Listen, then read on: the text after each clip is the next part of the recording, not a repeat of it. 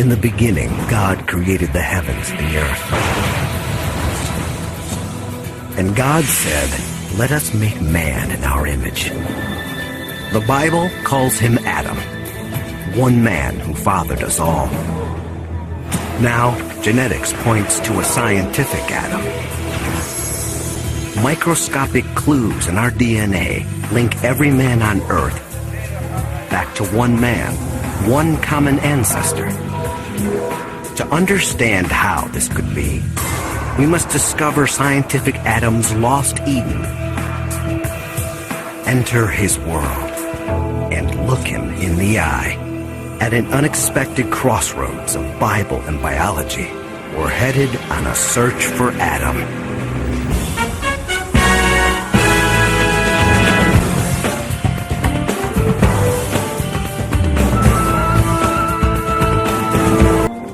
Fossil evidence points to 3 regions that could be the birthplace of humankind: Asia, the Middle East, and Africa. Can DNA resolve which one gave birth to scientific Adam?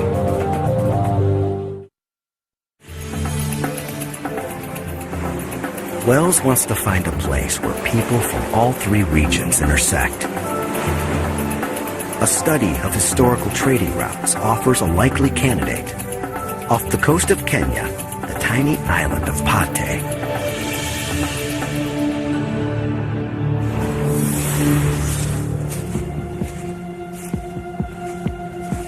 A mysterious place, with clues that seem out of place in Africa.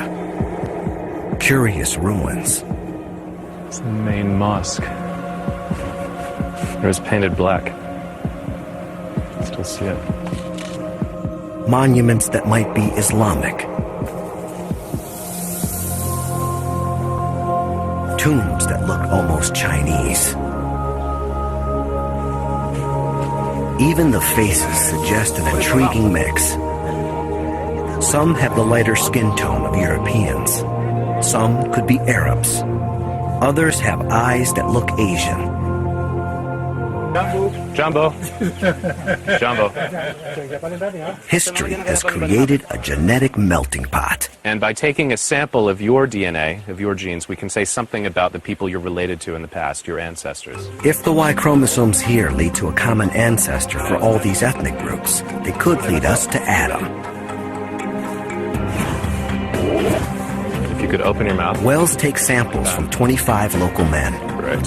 Thank you. Okay. You could open your mouth. Where was your mother born? Here.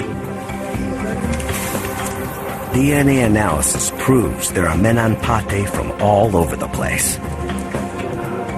Great. Thank you. With ancestors from Africa, Europe, Arabia, India, and the Fertile Crescent of the Middle East.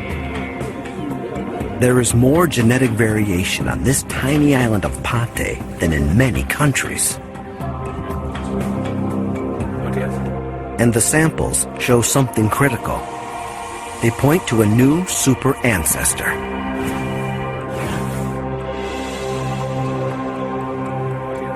Even though the Y chromosomes come from all over the world, they almost all have something in common. A particular mutation that scientists call M168. In fact, men all over the planet share this mutation. Genghis Khan and the San Francisco Mongolians have it. Thomas Jefferson has it. Wells himself has it.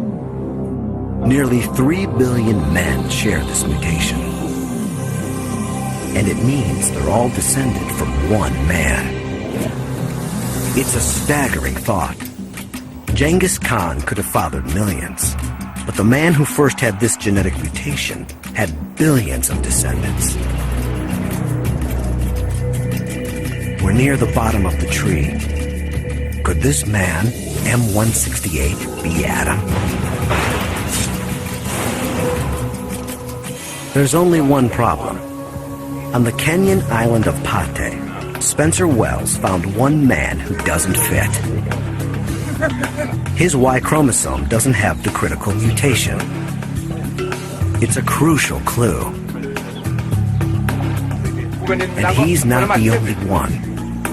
There are others who are not descended from M168. So he can't be Adam. M168 is far down the tree, but not its base. And the Y chromosome from the odd man out on Pate gives us the final piece of our puzzle. The man's lineage originates in East or South Africa. Comparing this Y chromosome to thousands of men from all over the world reveals a critical discovery. These mutations, originating in Africa, appear on every Y chromosome in every man in the world today. These are the universal mutations we've been looking for. We followed the DNA trail all the way to the bottom of the tree. Every branch leads to one man, one Y chromosome. There must have been one man who gave rise to all men alive today. He is the ultimate super ancestor. He is scientific Adam. In fact, all the Y chromosomes in the world trace back to this one African man. He is scientific Adam.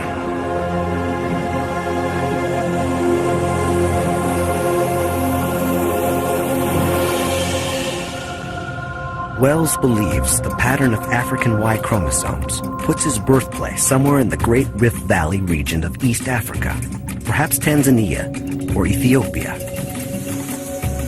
He thinks this is scientific Adam's homeland, his Garden of Eden. The critical discoveries of where and when Adam lived prove he could not have looked like this. For the first time, it's possible to paint a new portrait of Adam based on science.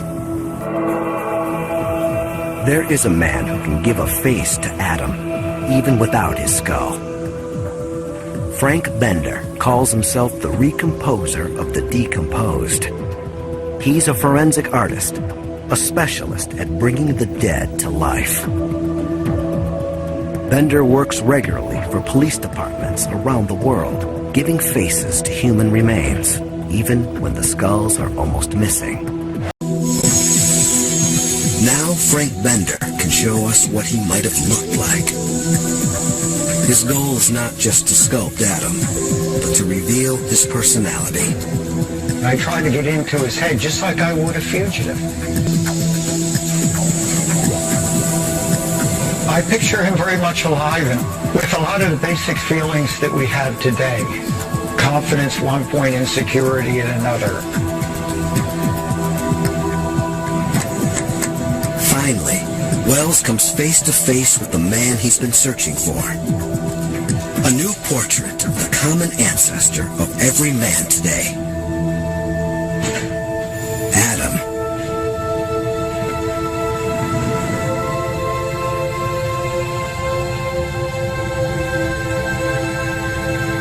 Without the skull, we can't know for sure what Adam looked like.